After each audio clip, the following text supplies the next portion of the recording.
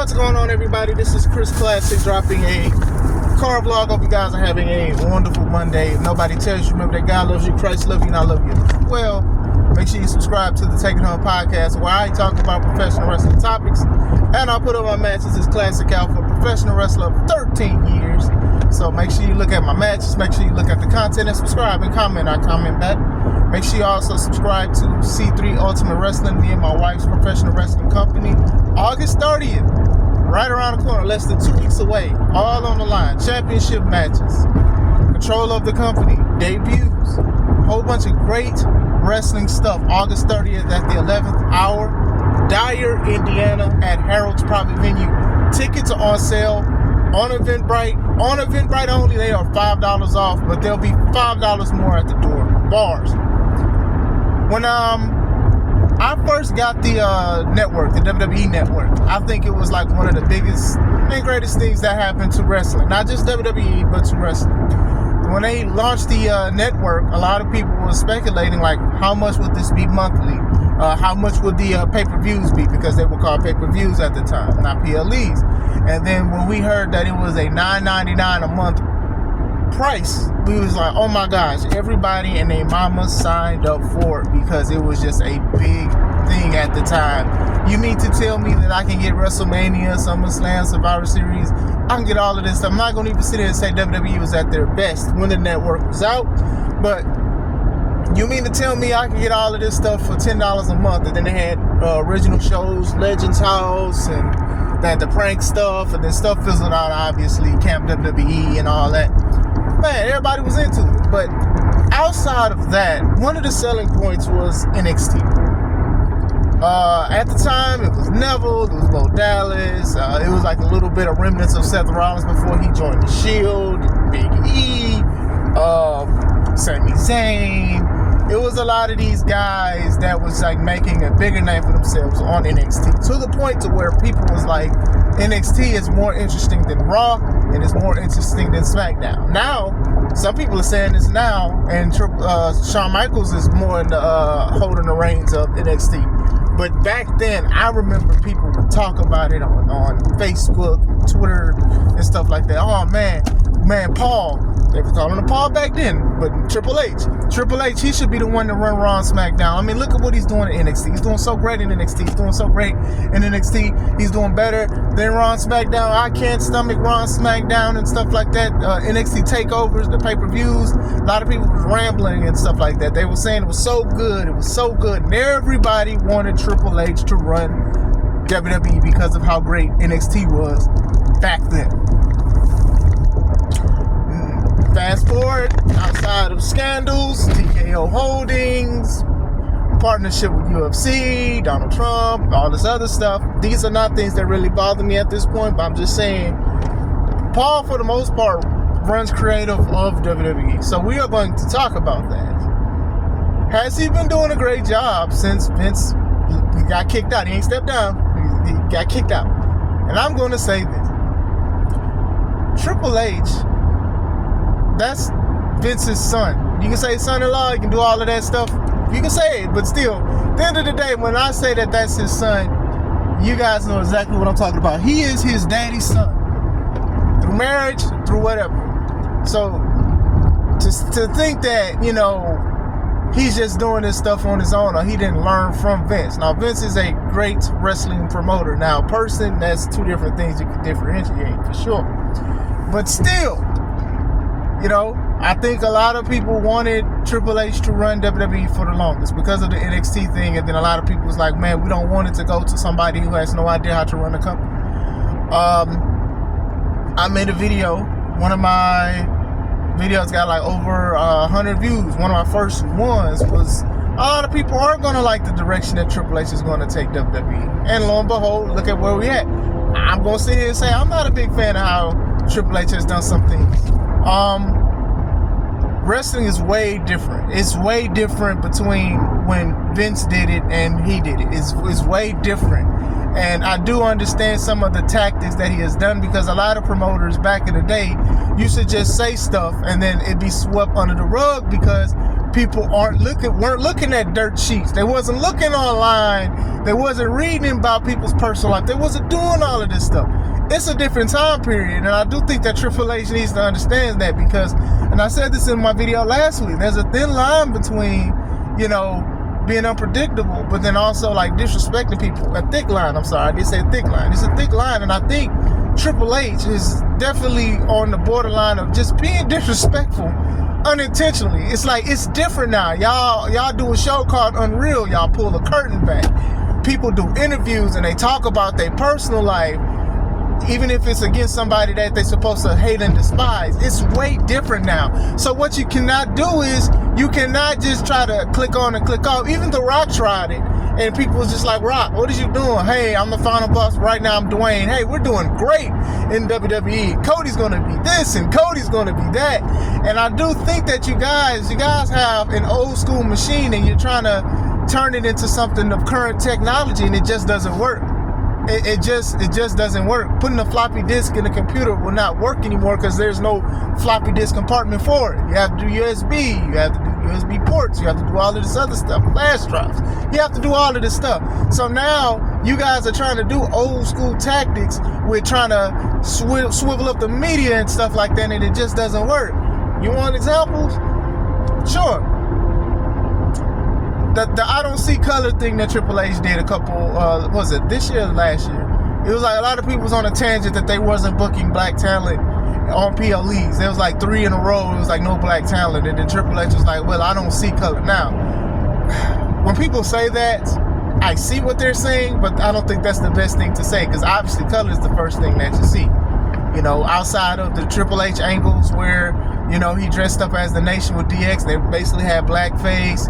The situation with Booker T about having him dance for him and his nappy hair. Whole bunch of stuff that be like, bro, what did you talk about?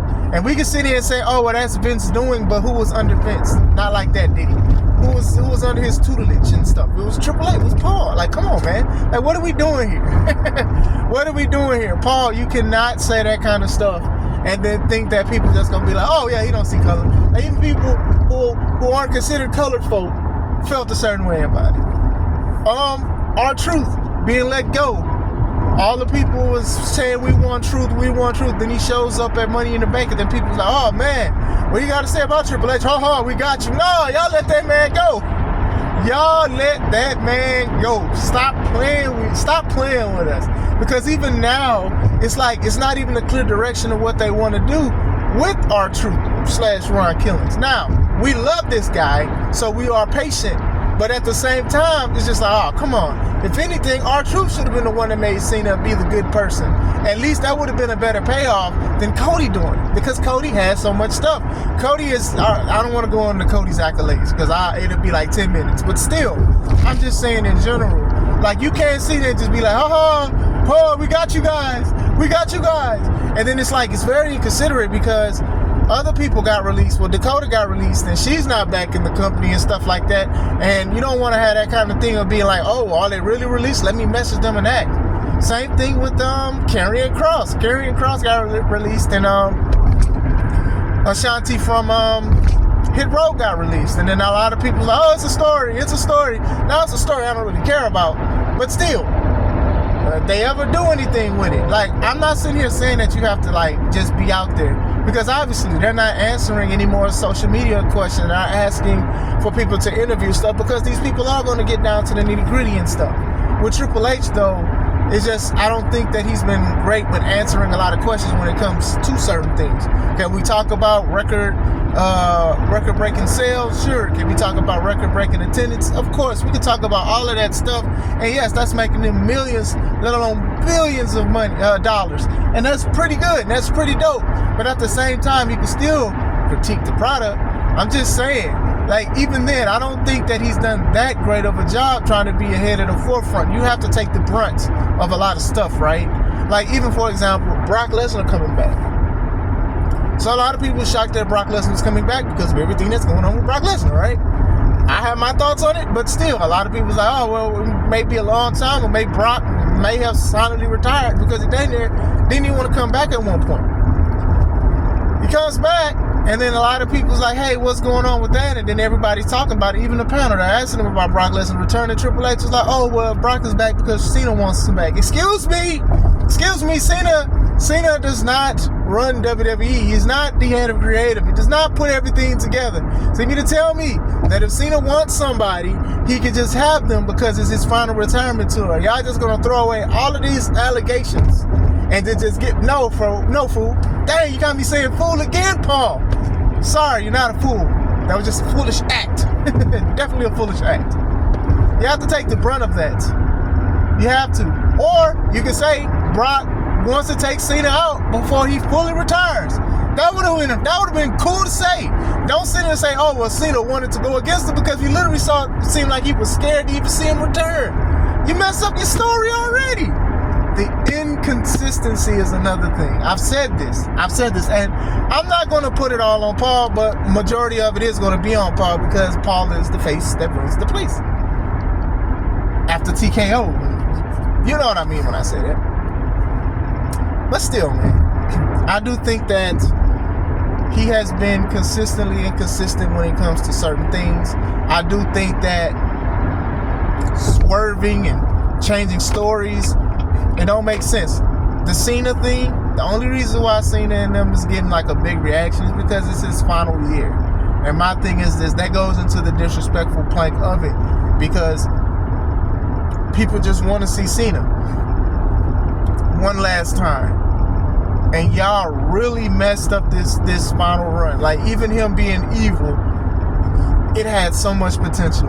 It had so much potential. But then when you added The Rock, who didn't need to be in it because Cena is already an established actor that's still working his way up. He's in commercials, he's in promos, McDonald's, car commercials, all of this other stuff. Didn't even need The Rock. Then you got Travis Scott for whatever reason.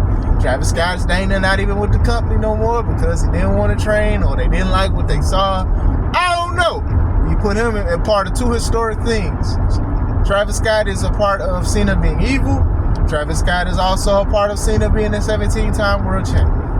And he ain't dead no more. So it's just like, you get what I'm saying? Like, y'all doing some things and it's just like y'all trying to do things and it just doesn't work like that. And it's just like, he is his daddy's son. Some wrestlers that have been very vocal, especially ones who have been released, and they have said that they felt that Vince understood them more than what Paul did. I know Bobby Lashley said something like that, and I know a lot of other people have said it like that as well. So it's just like to sit here and just act like, okay, well, things is going to be different. I just don't see why y'all thought it was going to be different. I mean, the man worked with him for so many years. It's part of his family. I'm not sitting here saying he agreed in doing everything because honestly, I do think that Triple H at the same time is trying to erase some of the stuff that Vince has done. I told you guys that Triple H has his own people. I told you guys that he's not going to care for certain people that Vince cared for. I said all of this. And look at what it is. Where's Austin Theory? People love Austin Theory. People was cheering for him last time seeing him on television. Now he ain't there. Now they trying to say some kind of stuff with the January 6th stuff. I ain't trying to hear none of that. I ain't trying to hear none of that because Paul is working with Trump. I ain't trying to hear that. Austin Theory was like one of the last remnants outside of obviously Roman Reigns with the bloodline to make a lot of money. He was like one of the last remnants of Vince that Vince liked and Vince was behind. And to be honest with you, I thought that Austin Theory was doing a great job. Now, I don't know if Triple H doesn't personally like him or whatever, but whatever it is, the man has so much potential, especially being so young. I don't even think he's 30 yet. And for that stuff, you know, I know Grayson is doing stuff with New Day, and that's very entertaining. But still, it's just like, okay, just why? I mean, when Roman told Austin after Vince was out, your daddy's not here anymore, everybody was like, dang. And then we all said, he was like, dang, they about to mess up Austin. And then where is Austin? In South Dakota? I don't know where Austin is. But still. The thing about Don't See in Color. Shout out to Chris from Hills for Life podcast. I was listening to his, I believe it was on TikTok. And he spoke about it. He was like, he had mixed emotions when Brock Lesnar returned because of the heavy allegations that he had. He returned. But then when you look at guys like Odyssey Jones and Velveteen Dream, who had allegations, it wasn't even true that stuff happened. Now, Velveteen was weird. Velveteen was weird. 2 black men, but Velveteen was weird. But still, it was just like, y'all didn't make an effort. It doesn't seem like y'all made an effort to bring him back. And even then, if you don't even want to bring up race, Enzo was, he had allegations against him. And he was a cruiserweight champion. And they took the belt off of him. And they slashed any ties with him. Come to find out the man was innocent. They made no statements. They made nothing. Now, a lot of people are going to say, oh, well, Brock is Brock. And he's making them a lot of money. And sure. But at the same time, this goes into the fact of what it is. I think Velveteen could have been a main eventer if done right and stuff like that. Now, the stuff about him leading to his release and doing bad things, I'm just saying in general. These are great points to bring up. Odyssey Jones really was like putting up a lot of stuff and saying this stuff and had proof that he had nothing to do with it. This was in the middle of him, doing the stuff with the New Day. And look at what happened with that. It kind of crumpled up the New Day stuff. I mean, after all that and he left, they basically broke up with Big E and then won the tag belts. And it wasn't that special because they won the tag belts before. They lost them. And we still like, okay, now I do like the death to the tag team division because I do feel like it's dying. But still, I'm just saying things happen. And it's like you can look at stuff in real time. It's not even stuff like dirt sheets and stuff. You can like look at it. You look at videos, you look at interviews and things like that. So I think that like some of the story stuff, the Cena stuff, oh, I'm good now because Cody beat me up and now I'm good and I want everybody to enjoy what I'm going to do and stuff and all of that. Now you got Logan Paul versus John Cena and it was just tagging a couple months back. Now all of a sudden Logan got beef with him. Oh, you was cool, now you're not cool no more. And then Cena's like, oh, let's fight. And he's like, okay.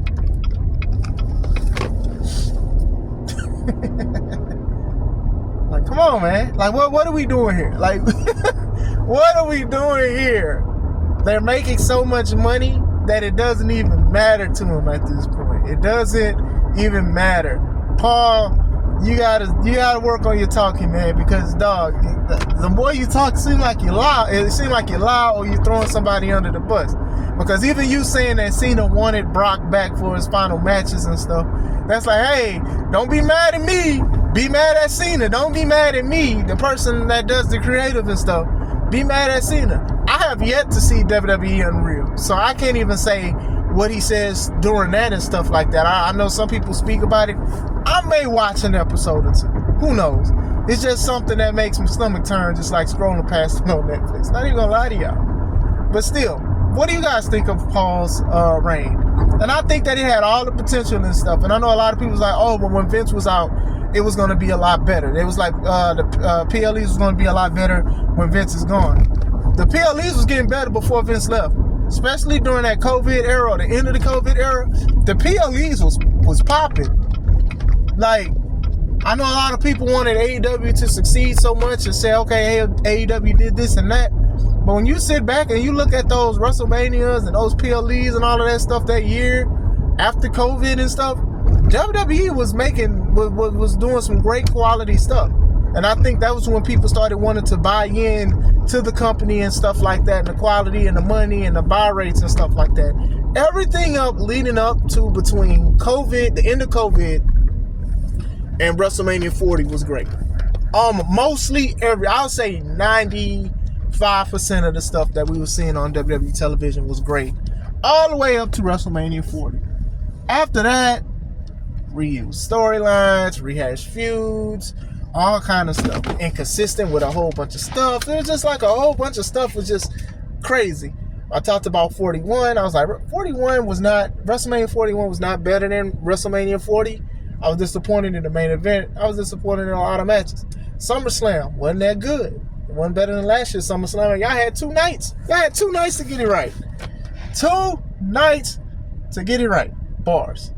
So, I'm just saying, I'm thinking that they're getting too comfortable. Same thing that Vince did. Vince got super duper comfortable with WWE because they was dang near the only one. It was nobody close. And then now we're doing the same thing. And now it's just like, hey, Cena's evil. Oh, no, he's not. Hey, he wants this guy who has heavy allegations. And like I said, I've said my piece about the allegations and certain things about it. But still, It's a lot of things that have been consistently inconsistent when it comes to Paul. It has been.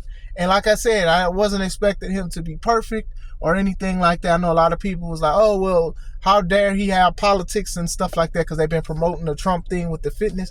And I'm like, that's his daddy's son. Y'all forget that this man, the president of the United States, is a WWE Hall of Famer. He's worked with WWE.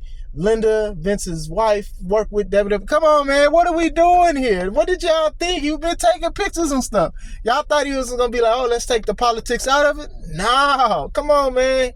Come on, y'all. But let me know what you guys think. Have you guys liked what Paul has done? Have you not liked it? What have you liked and what have you not? Let me know. If you guys have a wonderful day. This is Chris Classic. Let's take it home.